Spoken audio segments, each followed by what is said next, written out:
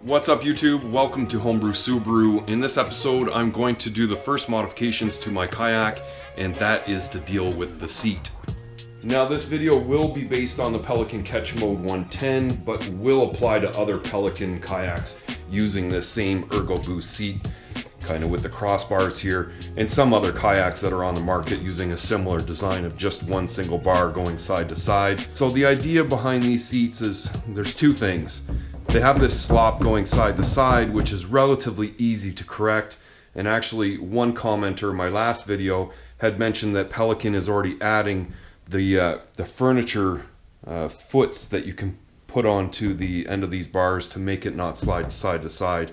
Here, I'll grab one and show you what I mean. So what I found is most people are just purchasing these furniture feet or floor savers, whatever you want to call them, and they put them right onto the end of the tube of the seat, and then it kind of, when it goes down in there, it just fits a whole lot tighter and it gets rid of all the side to side play. And so I did grab an entire pack of these. But another issue that a lot of people have is how low the seat actually sits in the kayak.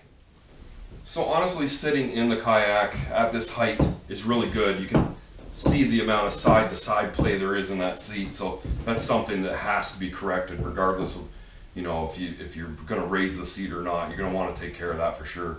You know, to stand up from this position, I literally have to put my hands down the side of the kayak, kind of pull my feet back to the flat position, roll myself forward, and I'm doing this all in the water, mind you, and then stand up from there.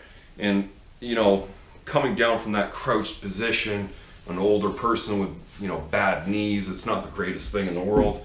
Another way people do it is they'll tie a strap up onto that front handle and kind of use that to help them up, which I do plan on adding. But I think overall, just being a little bit higher in the seat might make fishing and paddling just that little bit better. And then, you know, having the seat a little bit higher would take some of the bend out of my knees when I went to stand. And we're not talking very much, maybe just 2 to 3 inches. But I'll show you what I've come up with for my idea. So I'll show you the stuff that I end up putting together, kind of get my idea brainstormed here. I've got these white 3/4 inch steel tent poles, which are actually off a rolling clothes hanger that I had.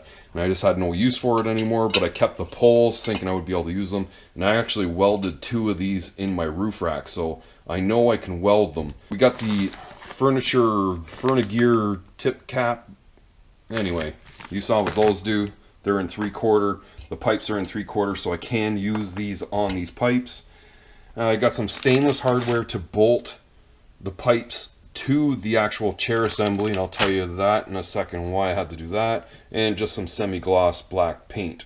And well, the reason for the stainless hardware is I didn't realize at first, but this chair frame is aluminum, and I didn't realize that at first. I figured it was a steel frame just because it does have some weight to it, but there's obviously no way I'm going to be welding the steel to aluminum. Just coming up with all sorts of ideas of putting little wood blocks and steel clamps to kind of clamp this together, and I just figured the only way to not have this shift around and move is to actually bolt the 2 tubes together after welding up some sort of riser frame.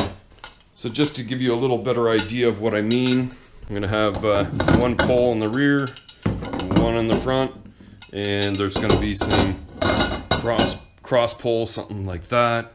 And then we're going to have some more poles, 2 more at the top that will bolt to the bottom of the seat.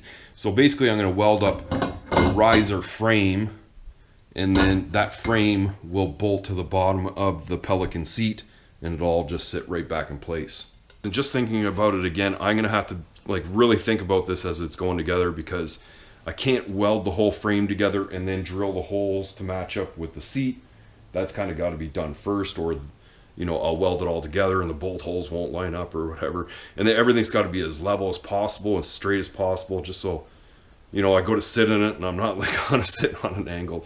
So yeah, it's going to take me a little minute to kind of wrap my head around this and start into it, but we're going to go into a little montage of the assembly of this thing, and I'll kind of show you what I come up with at the end.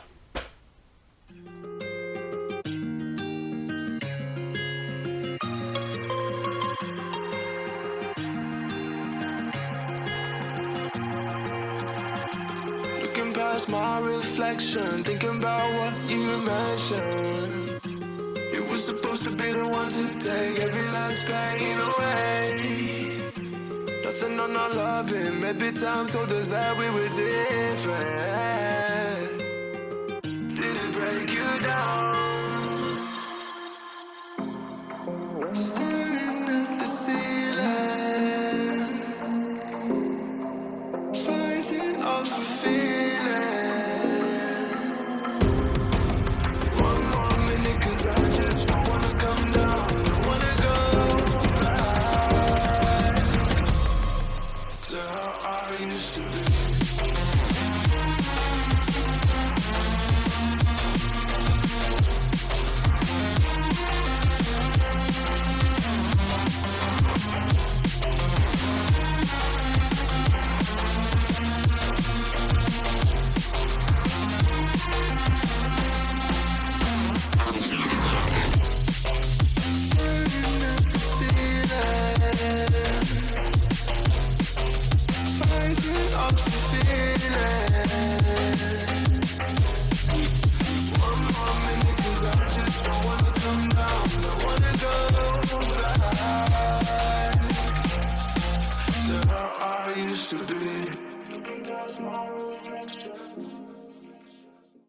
Now I have spent a lot longer on this riser frame than I expected I would, especially, you know, not being as aesthetically pleasing as what I would like. But, you know, it's structurally sound. It's gonna bear my weight.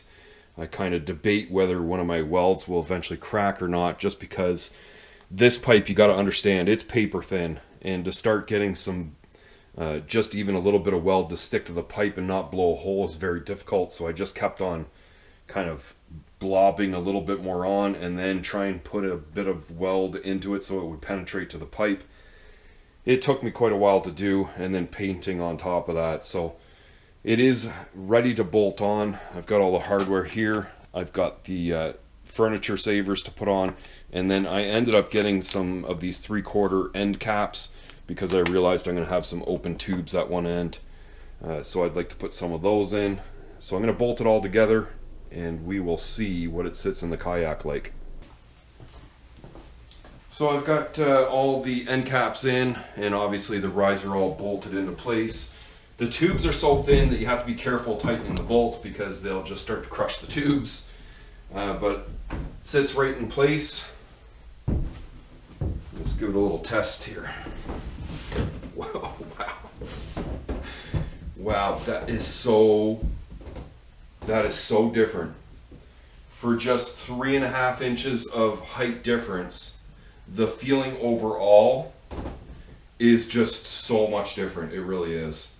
Instead of going from like a, you know, almost like a laying on a bed with your feet out straight.